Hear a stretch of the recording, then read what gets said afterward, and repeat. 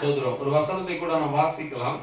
சங்கீத புஸ்தகம் 91வது சங்கீதம் முதல் வசனத்தை வாசிங்க.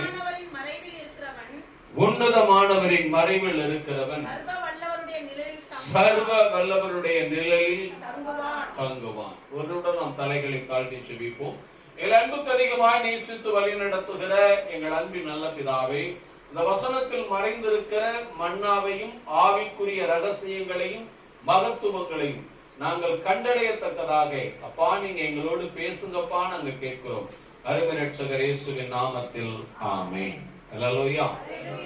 என்று வாசிங்க. உன்னதமானவரின் மறைவில் இருக்கிறவன் சர்வ வல்லவருடைய நிழலில் தங்குவான். இந்த மறைவு என்பது ஒரு கட்டமைப்பான விஷயம்.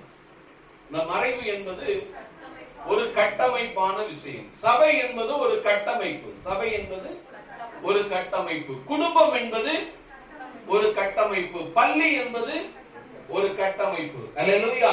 இந்த மூன்று இடமும் நாம் வளரக்கூடிய இடம். இந்த மூணு இடமும் எப்படிப்பட்ட இடம்? நாம் வளரக்கூடிய இடம். அல்லேலூயா. சபை தேவனோடு உங்களை ஐக்கியப்படுத்தும். குடும்பம் நாம் எப்படி வாழ வேண்டும், யாரிடத்தில் எப்படி பேச வேண்டும் என்பதை நமக்கு கற்றுக் கொடுக்கும். இல்லையா? அல்லேலூயா. பள்ளிக்கூடம் என்பது நம்முடைய அறிவு சார்ந்த எங்கே எப்படி நடந்து கொள்ள வேண்டும் என்பதை கற்றுக் கொடுக்கும். அல்லேலூயா. இந்த மூணு மாத்திரம் இருந்தா போதுமா அப்படின்னா இல்ல. நான்காவதாக ஒன்று இருக்கிறது, அதுதான் தேவன். அல்லேலூயா. அல்லேலூயா. காலமும் சமயமும் மாத்திரம் ஒரு மனிதனை வாழவோ உயர்த்தவோ முடியாது. தேவ செயல் நேரிட வேண்டும். என்ன நேரிடணும்? தேவ செயல். அதுதான் இருக்கிறதுல மிக அவசியமான ஒன்று. அல்லேலூயா. வேதம் தெளிவாக சொல்லுகிறது, உன்னதமானவருடைய மறைவில் இருக்கிறவன் சர்வ வல்லவருடைய நிழலிலே தங்குவான். இந்த கட்டமைப்புக்குள்ளே இருக்கும் போது ஒரு சில பாதுகாப்பை தேவன் நம்மோடு வைத்திருப்பார். ஒரு சில பாதுகாப்பை நம்மோடு தேவன் வைத்திருப்பார். அல்லேலூயா. அந்த பாதுகாப்பு எப்படி இருக்கிறதா? 3வது வசனத்தை வாசிங்க. அவர் உன்னை வேடனுடைய கண்ணிக்கும் பாலாக்கும் கொள்ளை நோய்க்கும் தப்புவிப்பார். இந்த நிழலிலே தங்கும் போது நமக்கு ஜெனரலாக கர்த்தர் கொடுக்கிற ஒரு பாதுகாப்பு என்னவென்று சொன்னால், வேடனுடைய கண்ணி. என்னது? வேடனுடைய கண்ணி. அப்படின்னா என்ன அர்த்தம்? அந்த கண்ணி மறைந்திருக்கும். அந்த கண்ணி எப்படி இருக்கும்? மறைந்திருக்கும். அந்த கண்ணியின் மேல் இரையும் இருக்கும். அந்த கண்ணியின் மேல என்ன இருக்கும்? இரையும் இருக்கும். ஆனால் அங்கே போனால் உனக்கு ஆபத்து என்பதை தேவன் கற்றுக் கொடுப்பார். அல்லேலூயா. பிள்ளைகள சொல்லுவோம், தேவையில்லாம எதுவும் கிடந்தா என்ன செய்யாதீங்க, எடுக்காதீங்க. அல்லேலூயா. அல்லேலூயா. சோதரம். அதுதான் சோதரம். இந்த மறைவில் இருக்கும் போது தேவன் நமக்கு கொடுக்கிற பாதுகாப்பு. அல்லேலூயா. அல்லேலூயா. இந்த பாதுகாப்பு உன்னை வளர்க்கும். இந்த பாதுகாப்பு வளர்க்கும். அதுல எந்த ஒரு மாற்றமும் கிடையாது. நம்ம பள்ளியிடத்துக்கு போனா பள்ளியிடத்துல என்ன செய்வாங்க? பாதுகாப்பு பிளஸ் கல்வி அறிவு. இல்லையா? பாதுகாப்பு கல்வி அறிவு. அல்லேலூயா. நம்ம பள்ளியிடத்துக்கு போறோம், என் பையன் நல்லா படிக்கிறான், சோதரம் என்ன படிக்கிறான், 5 வருஷமா படிக்கிறான் அப்படின்னா நம்ம என்ன கேட்போம்? எத்தனாவது படிக்கிறார் அப்படின்னு கேட்போம். இல்லையா? அவர் 5 வருஷமா ஒரே வகுப்புல தான் நல்லா படிக்கிறார் அப்படின்னு சொல்ல முடியுமா? அப்படின்னா என்ன அர்த்தம்? படிக்கிற ஆள்கிட்ட ஏதோ ஒரு கோளாறு, இல்லைன்னா பள்ளியோடத்துல ஏதோ ஒரு பிரச்சனை. ஆமென். அல்லேலூயா. அல்லேலூயா. வேதம் தெளிவாக சொல்லுகிறது, உன்னதமானவருடைய மறைவில் இருக்கிறவன் சர்வ வல்லவருடைய நிழலிலே தங்குவான். அப்படி தங்கும் போது ஒரு சில பாதுகாப்பை தேவன் பலப்படுத்துவார். வேடனுடைய கண்ணிக்கும் வாளாக்கும் கொள்ளை நோய்க்கும் முதலாவது நாம் என்ன செய்யப்படுவோம்? தப்புவிக்கப்படுவோம். அல்லேலூயா. அது மாத்திரம் போதாது. அதற்கு அடுத்த வசனத்தை வாசிங்க. அவர் தமது சிறகுகளாலே உன்னை மூடுவார். அவருடைய சட்டைகளின் கீழே அடைக்கலம் புகுவார். அவருடைய சத்தியம் உனக்கு அவனுக்கு பரிசையும் கேடகமும் ஆகும். இதனுடைய பாதுகாப்பினுடைய தன்மை வேறு. முதல்ல கொடுத்த பாதுகாப்புடைய தன்மை வேறு. இதற்கு பிறகு சொல்லக்கூடிய பாதுகாப்பினுடைய தன்மைகள் வேறு. என்ன போட்டிருக்காரு அடுத்து? இரவில் உண்டாகும். முதலாவது கண்ணுக்கு தெரிந்த பிரச்சனை. வேடன் இருக்கிறான் தெரியல, கண்ணி இருக்குது தெரியல, அந்த கண்ணிக்கு மேல் இறை இருக்கிறது தெரிகிறது. அந்த கண்ணிக்கு மேல இறை இருக்கிறது என்ன செய்யுது? தெரியுது. அப்படின்னா என்ன அர்த்தம்? அதுக்குள்ள ஏதோ ஒரு பாதுகாப்பு இருக்கிறது, சோதரம் ஆபத்து இருக்கிறது என்பதை தேவன் நமக்கு உணர்த்துகிறார் இல்லையா? ஆனால் இங்கே பார்க்கிறோம், அங்க இல்ல உண்டாகும், அங்க இல்ல ஆனா என்ன ஆகும்? இரவில் உண்டாகும் பயங்கரத்துக்கும் பகலில் பறக்கும் அம்புக்கும் இருளில் நடமாடும். அப்ப முதல்ல பார்த்த கொள்ளை நோய் வேற, இப்ப பார்க்கிற கொள்ளை நோய் வேற. இருளில் நடமாடும் கொள்ளை நோய்க்கும் மத்தியானத்தில் பாலாக்கும் சங்காரத்திற்கும் நீ பயப்படாமல் இருக்க வேண்டும் என்றால் சபை உன்னை வளர்ப்பதை, தேவன் உன்னோடு பேசுவதை நீ ஏற்றுக்கொள்ள வேண்டும். அல்லேலூயா.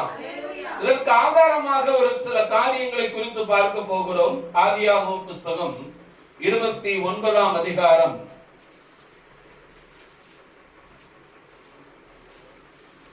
28ஆம் அதிகாரம் முதல் வசனத்தை வாசிங்க.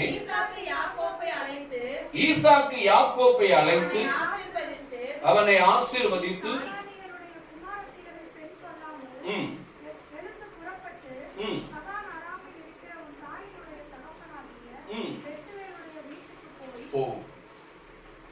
இப்பொழுது இந்த கட்டமைப்புக்குள்ள இருக்கும் போது யாக்கோபு இதுவரைக்கும்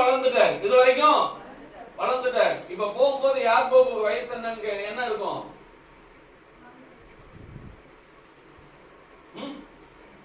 அல்லேலூயா. 77 வயசு. ஆமென். எத்தனை வயசு? 77 வயசு.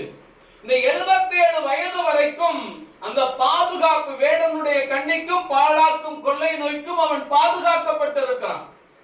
அல்லேலூயா. இதற்கு அடுத்ததாக சோதரம் ஈசாக்கு அவனை இன்னொரு இடத்திற்கு அனுப்புகிறார். இன்னொரு இடத்துக்கு என்ன செய்றாரு?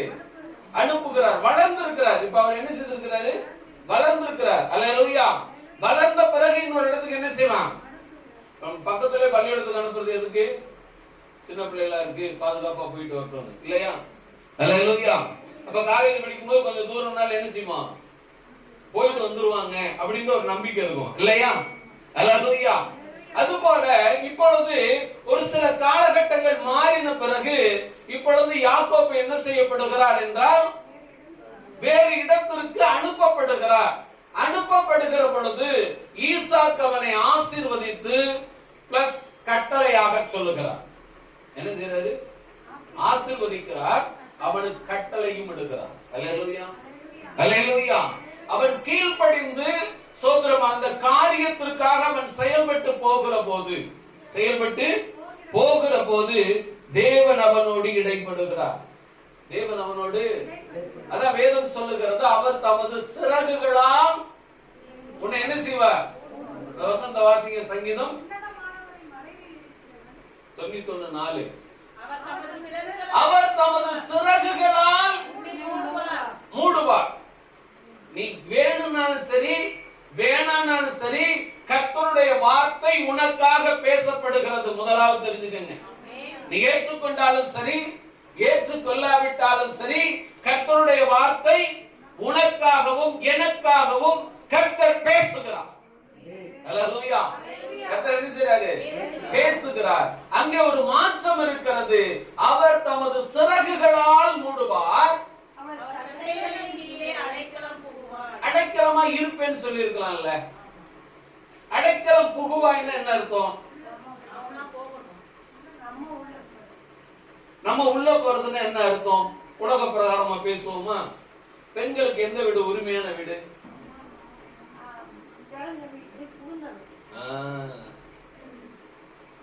உரிமையான வீடு அது புகுந்த வீடு. இப்ப புரியுதா? அந்த வசனம் இப்ப நமக்கு விளங்குது பாத்தீங்களா? அடைக்கலம் புகுவாய், அடைக்கலமாய் இருப்பேன் ஆண்டவர் எழுதியிருக்கலாம். இல்ல, இனி வரக்கூடிய காலங்களை நீ தப்பிக்க வேண்டும் என்றால், ஜெயிக்க வேண்டும் என்றால், அவர் தமது சிறகுகளால் மூடி இருக்கிறார் என்றால் அந்த சிறகுகளுக்குள்ளே நீ அடைக்கலம் புக வேண்டும். எப்படி? அடைக்கலம் புக வேண்டும். அப்படின்னா என்ன அர்த்தம்? நீ அந்த தேவனை உனது தேவனாக்கி கொள்ள வேண்டும். அல்லேலூயா. அதைத்தான் இங்க யாக்கோபுடைய வாழ்க்கையில தேவன் நடத்தி காட்டுகிறார். அந்த கட்டளைக்கு அவன் கீழ்ப்படிந்து பிரயாணித்து போகிற பொழுது அவன் ஒரு இடத்துல என்ன செய்கிறான்? 12வது வசனம் 28ஆம் அதிகாரம்.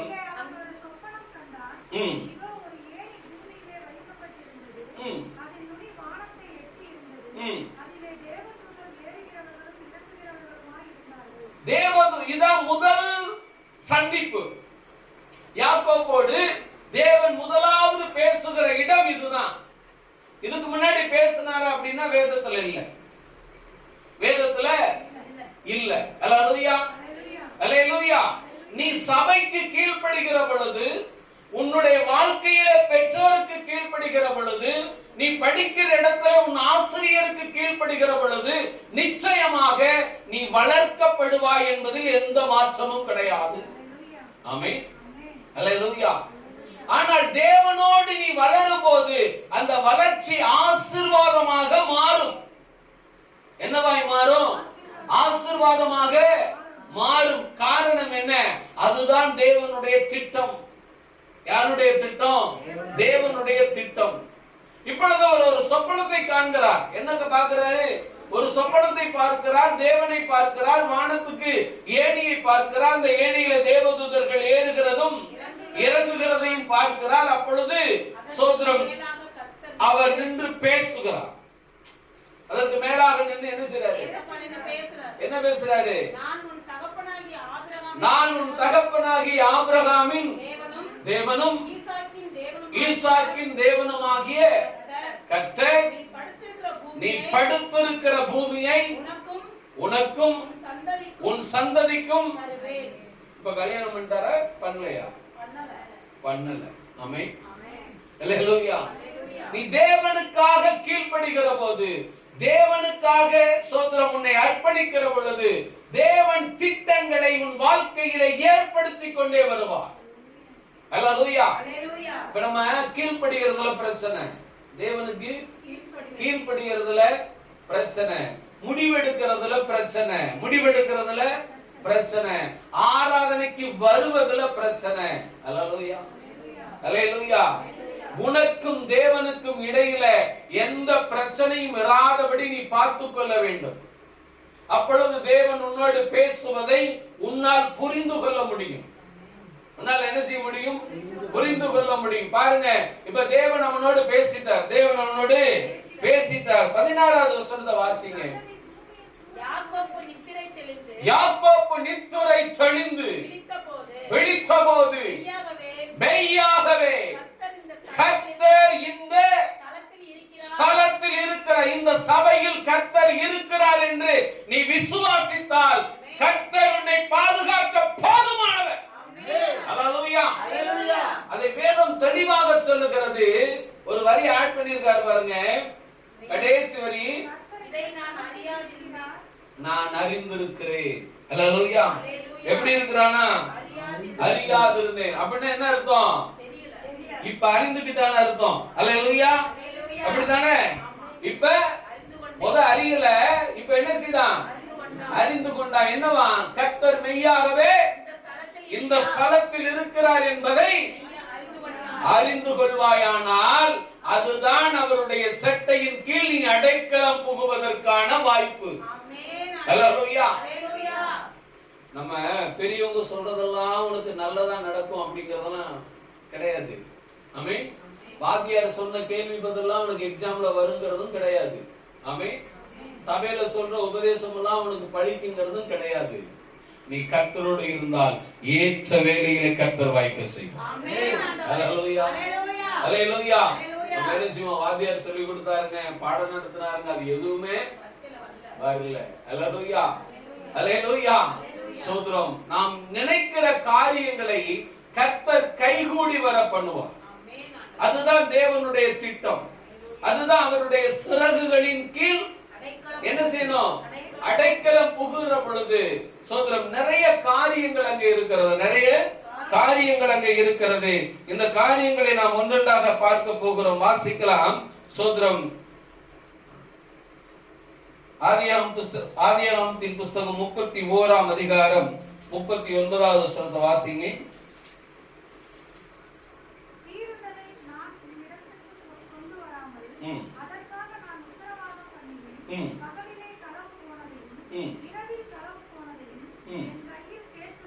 போதும். 28ஆம் அதிகாரம் 11வது வசனத்தை வாசிங்க.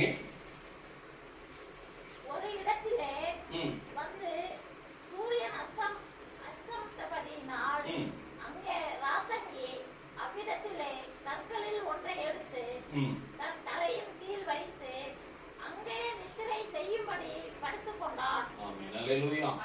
தேவன் அவனோடு பேசுவதற்கு முன்னதாக அவன் செய்த காரியங்கள். அல்லேலூயா. இப்ப யாக்கோப்பு சோதரம் யாருடைய வார்த்தையை கீழ்ப்படிந்து போறாரு? அப்பாவுடைய வார்த்தையை கீழ்ப்படிந்து எங்க போறாரு?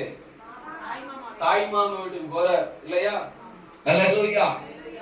பாதுகாப்பானதான், ஆனா ஆசீர்வாதமானதான்னு கேட்டா தெரியாது. எப்படி? அந்த பயணம் பாதுகாப்பானதான், அங்க போற இடம் பாதுகாப்பானதான், ஆனா ஆசீர்வாதமானதான் தெரியாது. கர்த்தர் உன்னோடு இருந்தா மாத்திரம் ஆசீர்வாதம். அல்லேலூயா. நீ சொந்த பந்தத்தை பார்த்துட்டு கர்த்தரை விட்டுட்டேன்னா அதை விட ஒரு கஷ்டம் உனக்கு வாழ்க்கையில தேவையே இல்லை. அல்லேலூயா. அல்லேலூயா. 28ஆம் அதிகாரம் 2வது வசனத்திலே யாக்கோப்பு அனுப்புகிறார்.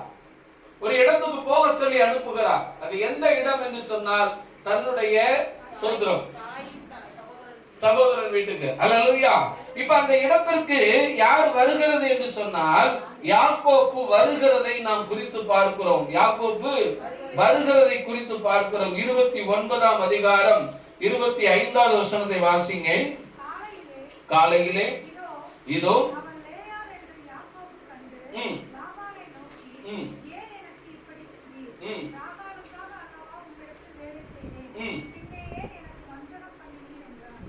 எங்க வஞ்சகம் நடக்குது? அல்லேலூயா. நினைச்சு பார்த்திருப்போமா? யோசிச்சு பாருங்க. முழுக்க முழுக்க நம்புறதே அங்கதான். முழுக்க முழுக்க நம்புறதே அந்த வீட்டு தான் இல்லையா? அல்லேலூயா. அல்லேலூயா. நீங்க எந்த வீட்டை நம்பினாலும் அதை விட அதிகமாக கர்த்தரை நம்புங்கள். கர்த்தர் உங்களோடு கூட இருப்பார். அல்லேலூயா. அல்லேலூயா. அதுவே சோதரம் 17வது வசனத்தை வாசிங்க.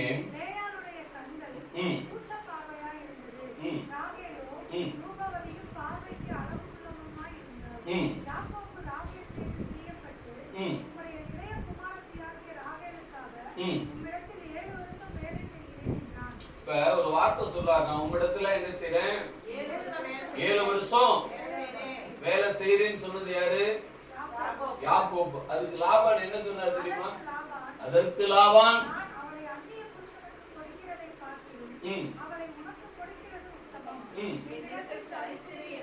இப்ப என்ன சொல்றாரு? என்னிடத்துல தரித்திரு. எவ்வளவு மரியாதையா சொல்றாரு, என்கிட்ட இரு. ஆமென். என்னிடத்துல என்ன செய்.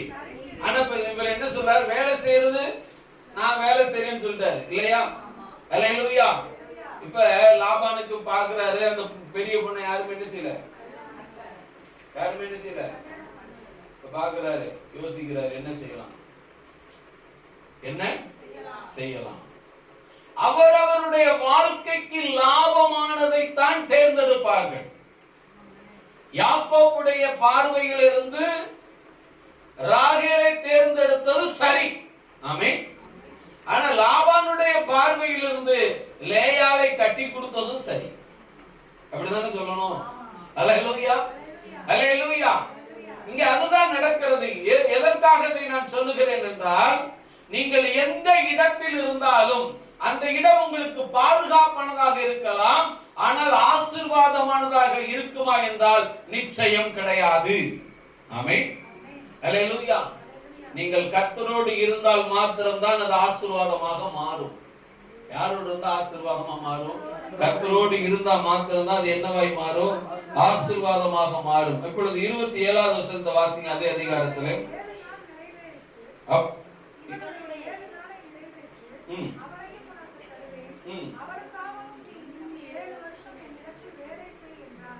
இப்ப 16வது வசனத்துல வேலை செய்யறேன்னு இவன் சொன்னதுக்கும் 27வது வசனத்துல நீ என்னிடத்தில் வேலை செய் அப்படின்றதுக்கு வித்தியாசம் தெரியுதா? இப்ப முதலாவது 7 வருஷம் திருமணத்திற்காக வேலை செய்தான். ஆமென். இரண்டாவது திருமணம் முடிந்த பிறகு 7 வருஷம் இப்ப என்ன செய்யலாம்? வேலை செய்யும்படி நிர்பந்திக்கப்படுகிறான். அல்லேலூயா. 77 வயதிலே அவன் இங்க என்ன செய்கிறான்? தன் மாமா வீட்டுக்கு வர்றான். இப்ப 7 வருஷம் முடிஞ்சது. 7 வருஷம் முடிஞ்சது. இப்ப அவனுக்கு என்ன ஆயிடுச்சு? ராகேலுக்கு பதிலாக லேயாள் கல்யாணம் பண்ணி வைக்கப்படுகிறான். யாருக்கு பதிலா? ராகேலுக்கு பதிலாக லேயாள் கல்யாணம் பண்ணி வைக்கப்படுகிறார். லேயாளை திருமணம் முடித்து 7 நாளைக்கு பிறகு, எத்தனை நாளைக்கு பிற்பாடு? 7 நாளைக்கு பிறகு ராகேலும் திருமணம் முடித்து வைக்கப்படுகிறார். நல்லா தெரிஞ்சுக்கிடுங்க. ராகேலும் என்ன செய்யப்படுகிறார்? திருமணம் முடிக்கப்பட்ட பிறகுதான் இப்ப மாமனார் சொல்றாரு, என்னிடத்தில் வேலை செய். முதல்ல என்னிடத்தில் தரித்திருன்னு சொன்னாரு. முதல்ல என்ன செஞ்சாரு? தரித்திரு. இப்ப என்ன செய்றாரு?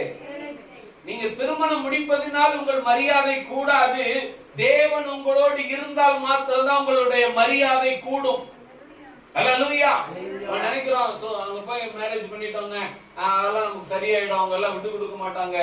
நிச்சயம் கிடையாது. கர்த்தர் உன்னோடு இருந்தால் மாத்திரம்தான் அது என்ன செய்யும்? ஆசீர்வாதமாக மாறும். அல்லேலூயா. அல்லேலூயா. இப்ப அவர் திருமணம் முடித்த பிறகு, ராகேலை திருமணம் முடித்து அதுக்கு பிறகு எத்தனை வருஷம் அங்க இருக்கிறாரு? 7 வருஷம். அப்ப 77ல சோதரம் போனவரு 84ல கல்யாணம். அதுக்கப்புறம் எத்தனை வருஷம் அங்க இருக்காரு? 7 வருஷம். ஆமென். அல்லேலூயா. அவர் போய் 14 வருஷத்துக்கு பிற்பாடு ஒரு சப்ஜெக்ட் சொன்னாரு. அதுதான் சோதரம் அந்த சிறகுகளுக்குள்ளே அவர் அடைக்கலம் புகுந்ததற்கான ஆணித்தரமான ஆதாரம். அல்லேலூயா. அல்லேலூயா. வாசிக்கலாம் அதே புஸ்தகத்துல சோதரம் ஆதியாகமம் புஸ்தகம் 31ஆம் அதிகாரம் 40வது வசனம் 39 வாசிங்க.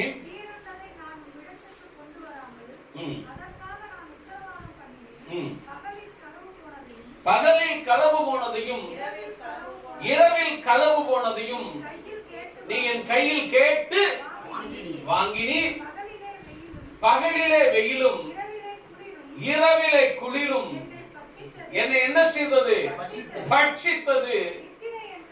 நித்திரை என் கண்களுக்கு தூரமாய் இருந்தது. இவ்விதமாய் பாடுபட்டேன்.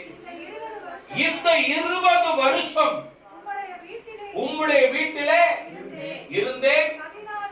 14 வருஷம் உம்முடைய 2 குமாரத்திகளுக்காக, 6 வருஷம் உம்முடைய மந்தைக்காக உம்மிடத்தில் சேவித்தேன். 10 முறை என் சம்பளத்தை மாற்றினீர். என் பிதாவின் தேவனாகிய ஆபிரகாமின் தேவன், ஈசாக்கின் பயபக்திக்குரியவர் என்னோடு இராமல் போனால் நீர் இப்பொழுது என்னை வெறுமையாய் அனுப்பி இருப்பீர். கரங்களை தட்டி கர்த்தருக்கு நன்றி சொல்லுவோம். அல்லேலூயா. அல்லேலூயா. எத்தனாவது வயசுல அதை சொல்றான் தெரியுமா? 97வது வயசுல அதை சொல்றான். 20 வருஷத்துக்கு அப்புறம் 77 வயதுல அவங்க போனா இப்ப எப்ப சொல்றான்? 20 வருஷத்துக்கு அப்புறம் அவன் கொடுக்கிற ஸ்டேட்மெண்ட் என்ன தெரியுமா? கர்த்தர் என்னோடு இராமல் போயிருந்தா என்ன எப்படி அனுப்பிச்சிருப்ப? வெறுமையாகத்தான் இந்த உலகம் உன்னை அனுப்ப பார்க்கும். கர்த்தர் உன்னோடு இருந்தால் கர்த்தர் எந்த நிலையில் உன்னை கைவிட மாட்டார். அதான் சங்கீதக்காரன் சொல்லுகிறான், இரவிலே உண்டாகும் பயங்கரத்துக்கும் பகலிலே நடமாடும். அல்லேலூயா. 24 மணி நேரம் இந்த உலகத்தில் இயங்கிக் கொண்டிருக்கிற எந்த ஒரு இருளும் உன்னை அணுகவே முடியாது. அல்லேலூயா. அதுதான் அவருடைய சோதரம். சிறகினால் உன்னை மூடுவார், நீ அவருடைய சிறகில் என்ன செய்யணும்? அடைக்கலம் புக வேண்டும். அல்லேலூயா, அல்லேலூயா. ஒரு விஷயத்தை அவன் ஆணித்தரமாக சொன்னான். என்ன தெரியுமா? சோதரம், ஈசாக்கின் பயபக்திக்குரியவர் என்னோடு இராமல் போனால் நீ எப்படி என்ன அனுப்பிச்சிருப்ப? பெருமையாக அனுப்பிச்சிருப்ப. அல்லேலூயா. எப்படி அனுப்பப்பட்டிருப்பான்? பெருமையாக அனுப்பப்பட்டிருப்பான். அல்லேலூயா. இந்த உலகம் இப்படித்தான் உன்னை நடத்த பார்க்கும். இந்த உலகம் இப்படித்தான் உன்னை கையாள துடித்துக் கொண்டிருக்கும். ஆனால் கர்த்தர் உன்னோடு இருந்தால் உன்னையும் உன் குடும்பத்தையும் அவர் பாதுகாக்க போதுமானவர். அல்லேலூயா, அல்லேலூயா. அதே 91வது சங்கீதத்திலே 10வது வசனத்தை வாசிங்க. ஆகையால் பொல்லாப்பு உனக்கு நேரிடாது, வாதை உன் கூடாரத்தை என்ன செய்யாது?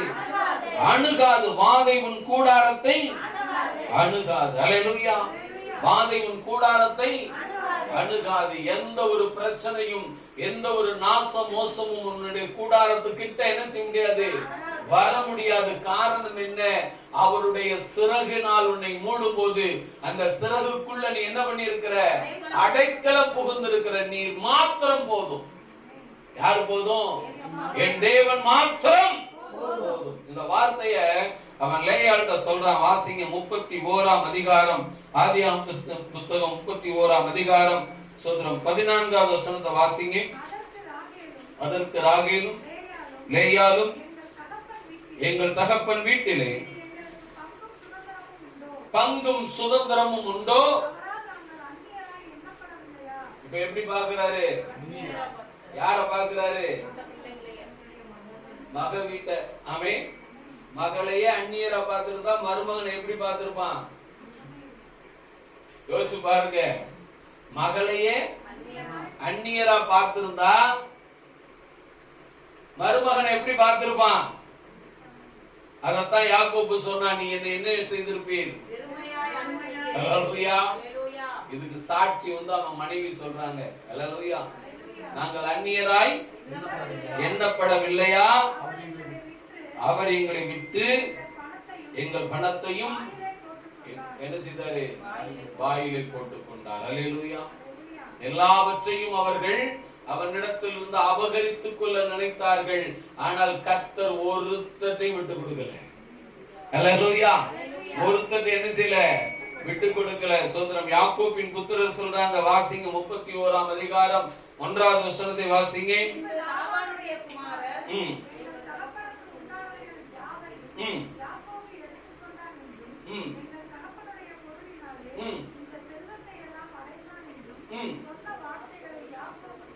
ஆமென். அல்லேலூயா. இப்ப அவங்க குடும்பம் என்ன சொல்லிட்டு இருக்கு? அல்லேலூயா, அல்லேலூயா. யாருங்க இதை செய்தது? கர்த்தரே செய்தார். அல்லேலூயா, அல்லேலூயா. வேதம் தெளிவாக சொல்லுகிறது. வாசிங்க 30ஆம் அதிகாரம் கடைசி வசனத்தை வாசிங்க. இவ்விதமாய் அந்த புருஷன் மிகவும் விருத்தி அடைந்து திரளான ஆடுகளும் வேலைக்காரிகளும் வேலைக்காரரும் ஒட்டகங்களும் கழுதைகளும் உடையவன் ஆனான். இது எதனால் கிடைத்தது? கர்த்தர் யாக்கோபோடு இருந்ததினால். அல்லேலூயா. சொந்த பந்தம் பார்த்துக்கும், அண்ணன் தம்பி பார்த்துக்குவாங்க, மான மச்சனை பார்த்துப்பாங்க. உங்ககிட்ட இருக்கிறத எப்படி எடுக்கலான்னு பார்ப்பாங்க, உனக்கு கொடுக்கலான்னு பார்க்க மாட்டாங்க. எத்தனை முறை சம்பளத்தை மாத்தி இருக்காரு ஐயரு? 10 முறை மாத்தி இருக்காரு. ஆமே. 10 முறை அழிச்சு எழுதியிருக்காருங்க. அல்லேலூயா. சோதரம் மக சொல்லுது, எங்க அப்பா எங்களை எப்படி பாக்குறாரு? பெத்த மகளே அந்நியரா பார்த்திருந்தா அக்கா மகன் அவர் எப்படி பார்த்திருக்கணும்? விரோதியா பார்த்திருக்கணும். அல்லேலூயா. லாபானுடைய பிள்ளைய சொல்றான், எல்லாவற்றையும் என்ன செய்தான்? எடுத்துக்கொண்டான். அல்லேலூயா. இப்படிப்பட்ட சூழ்நிலையிலே உனக்காக வாதாடுவதற்கும் உனக்காக ஜெயத்தை தருவதற்கும் யாரால் முடியும் என்றால் கர்த்தரால் மட்டும்தான் முடியும். ஆமென். நினைக்கலாம், எங்க அப்பா இருந்தா இப்படி ஆயிருக்குமா, எங்க அண்ணன் இருந்தா இப்படி ஆயிருக்குமா? இல்ல, மட்டும்தான் அது அப்படி ஆகும்.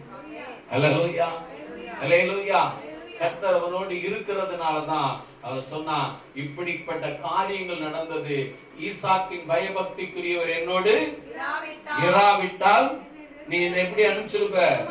வெறுமையாக அனுப்பி இருப்பாய் என்று சொல்லி அவன் சொல்லுகிறதை நாம் பார்க்க முடிகிறது. அல்லேலூயா.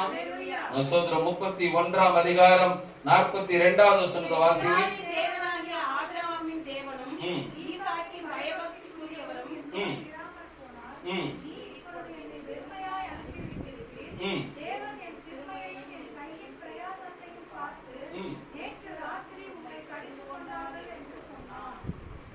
என்ன வெறுமையா அனுப்பிச்சிருப்பேன் சொன்னதுக்கு அப்புறம் ஒரு ஸ்டேட்மெண்ட் வந்து லாபான் சொல்லணும்ல, இல்லப்பா நான் அப்படியெல்லாம் செய்யல அப்படின்னு, இல்லையா? அடுத்த வசனத்தை வாசிங்களா.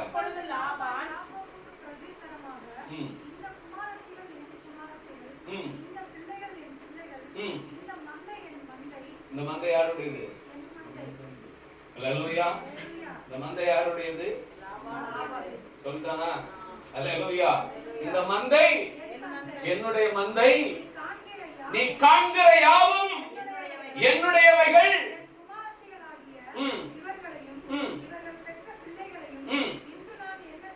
இப்ப நிர்பந்தமான இடத்துல நிக்கிறான். யாரு? லாபான். அல்லேலூயா. ஏன்னா சோத்ரம் இப்ப லாபானுடைய வீட்டுக்கும் இந்த வசனம் எழுதப்படுகிற இடத்திற்கும் 7 நாள் பிரயாண தூரம் வந்துட்டாங்க. எத்தனை வந்துட்டாங்க?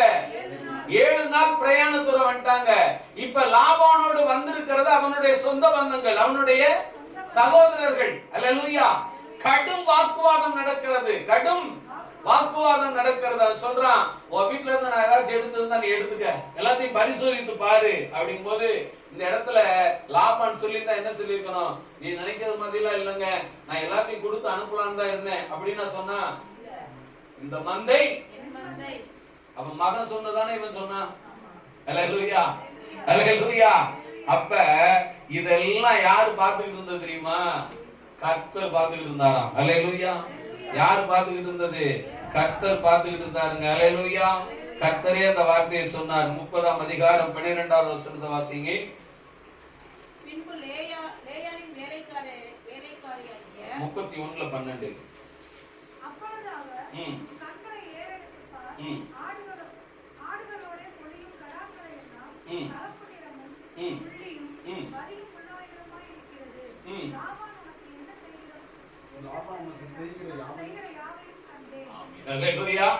லாபான் உனக்கு செய்கிற எல்லாவற்றையும் நான் பார்த்து கொண்டிருக்கிறேன். அல்லேலூயா, அல்லேலூயா. பார்த்து கொண்டு சும்மா இல்ல, அதை ஆசீர்வாதமாய் மாற்றி கொண்டு நின்றார். அல்லேலூயா. அதனாலதான் சோதரம் அவர் தமது சிறகுகளால் உன்னை என்ன செய்வார்? மூடுவார். அவர் செட்டையின் கீழ் என்ன செய்யணும்? நான் சபைக்கு வந்திருக்கிறேன், இது சோதரம் சபைக்கு வந்திருக்கிறேன்னு சொல்ற நானு, இது என்னுடைய சபை என்று சொல்லுகிற இடத்திற்கு நான் வளர வேண்டும். அல்லேலூயா. நான் வேதத்தை வாசித்துக் கொண்டிருக்கிறேன், இது என்னுடைய வேதம் என்று சொல்ல வேண்டும். அல்லேலூயா, அல்லேலூயா. ஒரு ஸ்டேட்மெண்ட் சோதரம் யாக்கோபு சரியாக ஒரு ஸ்டேட்மெண்ட்டை வாசிச்சு முடிப்பார். வாசிங்க, அதை மட்டும் பார்த்து முடிக்க போகிறோம். 31ஆம் அதிகாரம் 53வது வசனத்தை வாசிங்க. ஆபிரகாமின் தேவனும் நாகோரின் தேவனும் அவர்கள் பிதாக்களின் தேவனுமாய் இருக்கிறவர் நமக்குள்ளே நடுநின்று நியாயம் தீர்ப்பாராக என்றான். அப்பொழுது யாக்கோபு தன் தகப்பனாகிய ஈசாக்கின் பயபக்திக்குரியவர் மேல் ஆணையிட்டான். அல்லேலூயா, அல்லேலூயா. பேசுறது ரெண்டு பேருமே பேசுறாங்க, ரெண்டு பேருமே பேசுறாங்க. யாரை குறிச்சு பேசுறாங்க? தேவனை குறிச்சு தான் பேசுறாங்க. ஆனா லாபான் சொன்ன தேவன் யாரு? ஆபிரகாமின் தேவன், நாகோரின் தேவன். ஈசாக்கு சொல்றது சோதரம் யாக்கோபு சொல்ற தேவன் யாரு? ஈசாக்கின் பயபக்திக்குரியவர். அப்பாவோட ஆபிரகாமின் தேவன், ஈசாக்கின் பயபக்தி. இப்ப ஒரு ஆபிரகாம் எடுத்தா யார் எடுக்கிற மாதிரி வரும்? நாகோரை எடுக்கிற மாதிரி வரும். ஆபிரகாம் எடுத்தா அப்படிதானே வரும். இப்ப ஏன் அவர் எடுக்க மாட்டேங்கிறாரு? நாகோரின் தேவன் வேற தேவன். அல்லேலூயா. அல்லேலூயா. இந்த ரகசியத்தை யார் அறிந்து கொண்டது என்றால் யாக்கோபு அறிந்து கொண்டான். இந்த சத்தியத்தை நீங்களும் நானும் அறிந்து கொண்டால் உங்களுக்கு யார் கெடுதல் செய்தாலும் அந்த கெடுதல் ஆசீர்வாதமாகவே உன்னிடத்தில் வந்து சேரும். அல்லேலூயா, அல்லேலூயா. இதை கிட்டத்தட்ட ஒரு 500 வருஷத்துக்கு பிற்பாடு, எத்தனை வருஷத்துக்கு பிற்பாடுங்க? ஒரு 500 வருஷத்துக்கு பிறகு பரிசுத்த ஆவியானவர் வந்து எழுதுவார். அல்லேலூயா. வாசிங்க யோசுவாவின் புஸ்தகம் 24ஆம் அதிகாரம் 2வது வசனத்தை வாசிங்க. அப்பொழுது யோசுவா சகல ஜனங்களையும் நோக்கி, இஸ்ரவேலின் தேவனாகிய கர்த்தர் சொல்கிறது என்னவென்றால், பூர்வத்திலே உங்கள் பிதாக்களாகிய ஆபிரகாமுக்கு நாகோருக்கும் தகப்பனான தேராகு என்பவன் நதிக்கு அப்புறத்திலே குடியிருந்த போது அவர்கள் வேறே தேவர்களை சேவித்தார்கள். யாரை சேவித்தார்கள்? 20 வருஷமாக அந்த வீட்டிலே இருந்திருக்கிறான். 2 கல்யாணம், 2 பணிப்பெண்களை திருமணம் முடித்திருக்கிறான். ஆனால் லாபானுடைய தேவனோடு அவன் ஒரு நாளும் ஒத்து போனதே கிடையாது. இதுதான் சத்தியம். அல்லேலூயா. இதுதான் சத்தியம். இந்த சத்தியத்தை தனக்கும் தன் வீட்டாருக்கும் அவன் கற்றுக் கொடுக்கிறான். அந்த சத்தியத்தின் மூலமாய் பார்க்கும்போது அவங்க சொல்றாங்க, நாங்கள் என் தகப்பனால் எப்படி பார்க்கப்படுகிறோம்? அந்நியராய் பார்க்கப்படுகிறோம். அல்லேலூயா, அல்லேலூயா. ஆனால் தேவனிடத்தில் நீங்கள் வரும்போது தேவன் உங்களை பிள்ளைகளாக பார்த்து கொண்டிருப்பார். அல்லேலூயா. எப்படி பார்ப்பாரு? பிள்ளைகளாய் பார்ப்பார். அல்லேலூயா. ஆதியாகமம் புஸ்தகம் 32ஆம் அதிகாரம் 10வது வசனத்தை வாசிங்க, நாங்கள் முடிப்போம். அடியேனுக்கு தேவரீர் காண்பித்த எல்லா தயவுக்கும் எல்லா சத்தியத்திற்கும் நான் எவ்வளவேனும் பாத்திரன் அல்ல, நான் கோலும் கையுமாக இந்த யோர்தானை கடந்து போனேன். இப்பொழுதோ இவ்விரண்டு பரிவாரங்களை உடையவனான என் கரங்களை தட்டி கர்த்தருக்கு நன்றி செலுத்துவோம். அல்லேலூயா, அல்லேலூயா. உன்னதமானவருடைய மறைவில் இருக்கிறவன் சர்வ வல்லவருடைய நிழலில் தங்குவான். அந்த நிழல் ஒரு நாள் அவனை என்ன செய்யும் தெரியுமா? தமது சிறகுகளாலே மூடும். அந்த சிறகுகளுக்குள் அடைக்கலம் புகும்போது யாக்கோப்பை போல நீங்கள் தீர்மானமான ஒரு முடிவெடுக்க வேண்டும். அல்லேலூயா. யாக்கோப்பை போல ஒரு தீர்மானமான முடிவு. 400 வருஷம் 450 வருஷத்துக்கு அப்புறம் தான் பரிசுத்த ஆவியானவர் எழுத்து வடிவில் எழுதுறாரு. நதிக்கு அப்புறத்திலே உங்கள் பிதாக்களாகிய ஆபிரகாமுக்கும் நாகோருக்கும் தகப்பனான தேராகு என்பவன் வேற தேவர்களை சேவித்தார்கள். அல்லேலூயா. அதனாலதான் சோதரம் யாக்கோப்பு ஈசாக்கின் பயபக்திக்குரியவர் மேல் என்று ஆணையிட்டு ஒதுங்கினார். அல்லேலூயா. அந்த தேவன் இன்றைக்கும் நம்மோடு ஜீவித்துக் கொண்டிருக்கிறார். அல்லேலூயா.